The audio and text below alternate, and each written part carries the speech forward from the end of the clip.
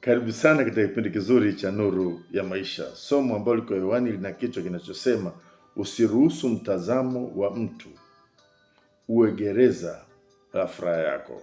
Kitafakari muhimu sana kwenye maisha. Ni mimi Mwalimu Peter nakukaribisha hapa Nuru ya Maisha.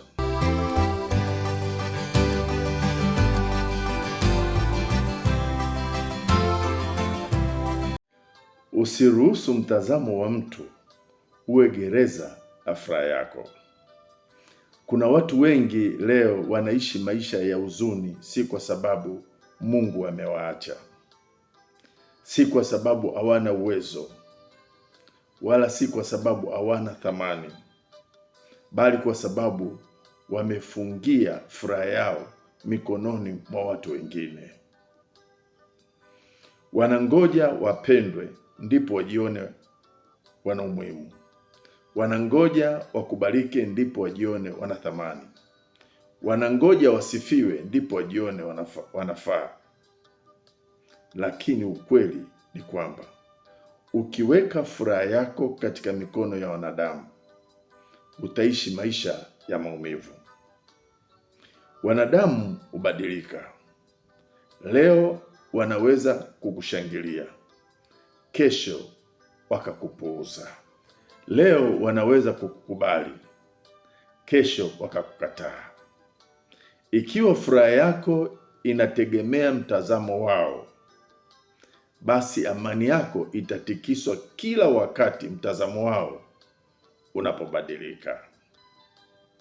Kuna hekima kubwa katika kuelewa kuwa huwezi kulazimisha upendo au kukubalika kutoka kwa mtu ambaye bado hajajifunza kujipenda au kujikubali yeye mwenyewe.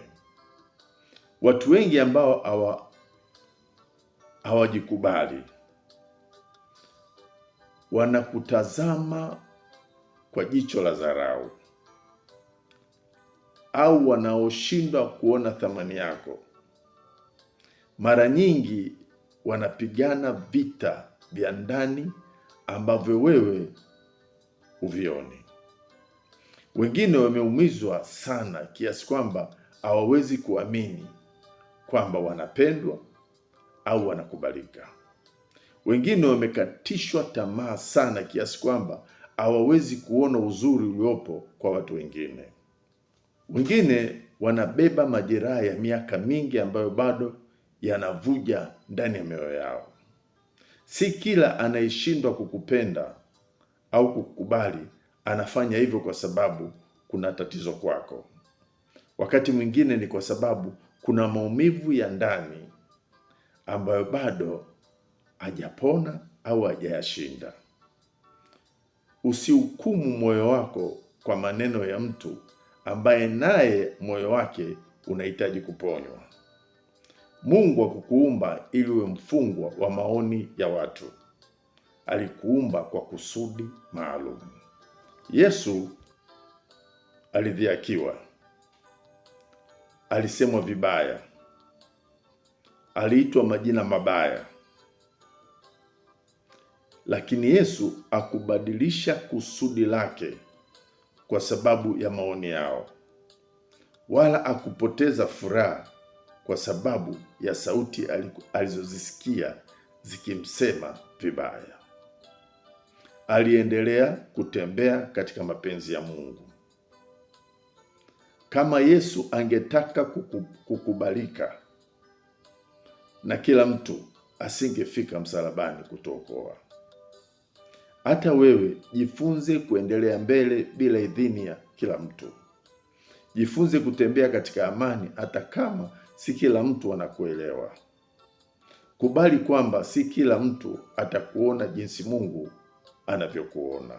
Leo, kama kuna mtu amekukataa, amekudharau au ameshindwa kuona thamani yako, usibebe mzigo huo moyoni mwako. Mwachie Mungu. Endelea kuishi, endelea kupenda, endelea kutimiza kusudi lako.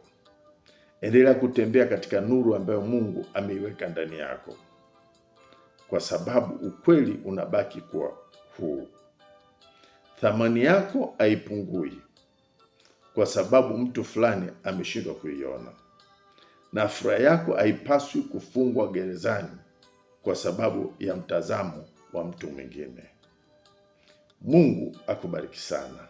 Mungu akutunze. Nenda kafanikiwa katika safari yako ya maisha.